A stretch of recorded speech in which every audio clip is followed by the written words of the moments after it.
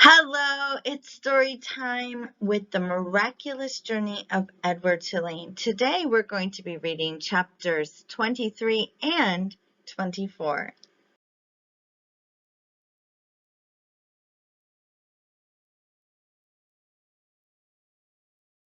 Exceedingly well made, said the man who was running a warm cloth over Edward's face. A work of art, I would say, a surpassingly, unbelievably dirty work of art, but art nonetheless, and dirt can be dealt with, just as your broken head has been dealt with. Edward looked into the eyes of the man. Ah, there you are, said the man. I can see that you are listening now. Your head was broken. I fixed it. I brought you back from the world of the dead. My heart, thought Edward. My heart is broken. No need to thank me, the man said. It's my job, quite literally. Allow me to introduce myself. I am Lucius Clark, doll mender. Your head, may I tell you? Will it upset you?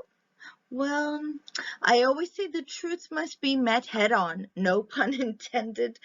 Your head, young sir, was in 21 pieces. 21 pieces? Edward repeated mindlessly. Lucius Clark nodded. 21, he said. All modesty aside, I must admit that a lesser a doll mender without my skills, might not have been able to rescue you. But let's not speak of what might have been.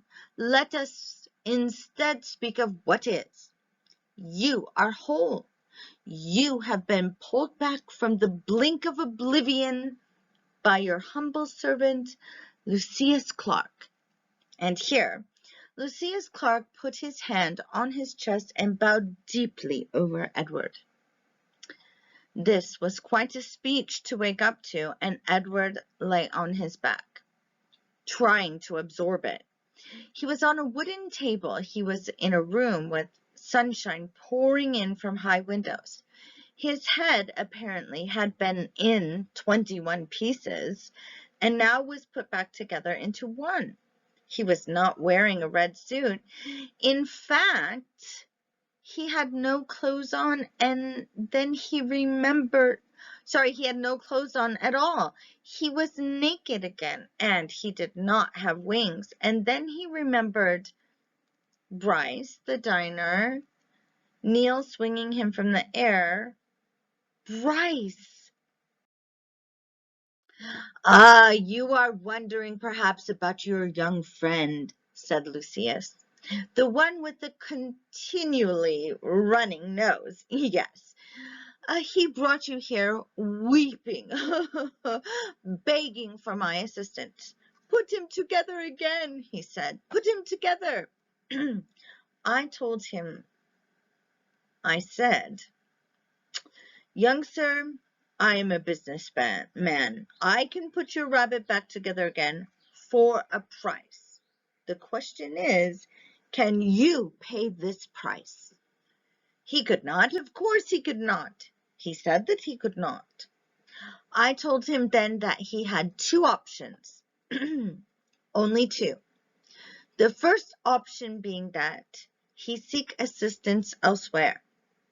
Option two was that I would fix you to the very best of my considerable abilities, and then you would become mine. His no longer, but mine. Here Lucius fell silent. He nodded, agreeing with himself. Two options only, he said, and your friend chose option two. He gave you up so that you could be healed. Extraordinary, really. Bryce, thought Edward. Lucius Clark clapped his hands together.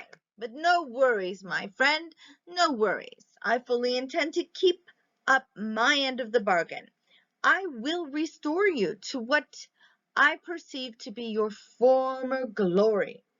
You shall have rabbit fur ears and a rabbit fur tail. Your whiskers will be repaired and replaced, and your eyes repainted to a bright and stunning blue. You will be clothed in the finest of suits. And then, someday, I will reap the return on my investment in you.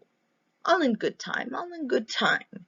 In the doll business, we have a saying, there is real time and there is doll time. You, my fine friend, have entered doll time.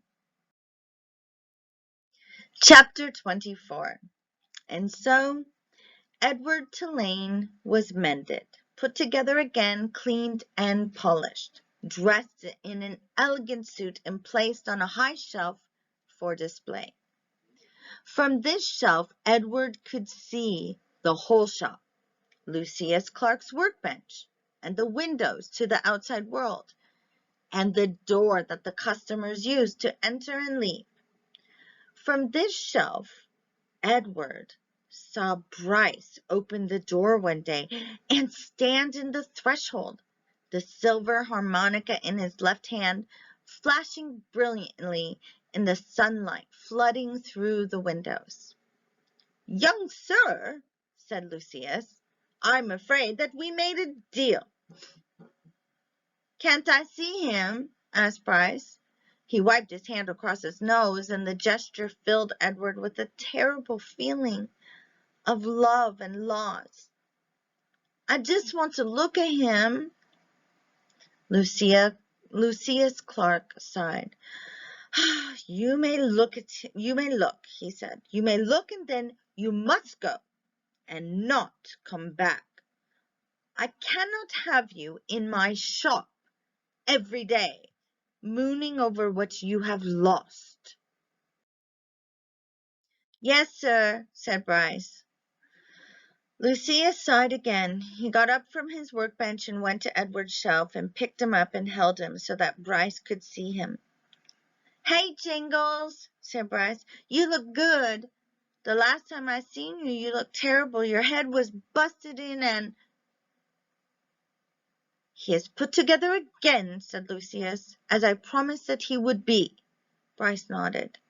He wiped his hand across his nose. "Can I hold him?" he asked. "No," said Lucius. Bryce nodded again. "Tell him good-bye," said Lucius Clark. "He is repaired. He has been saved. Now you must tell him good-bye."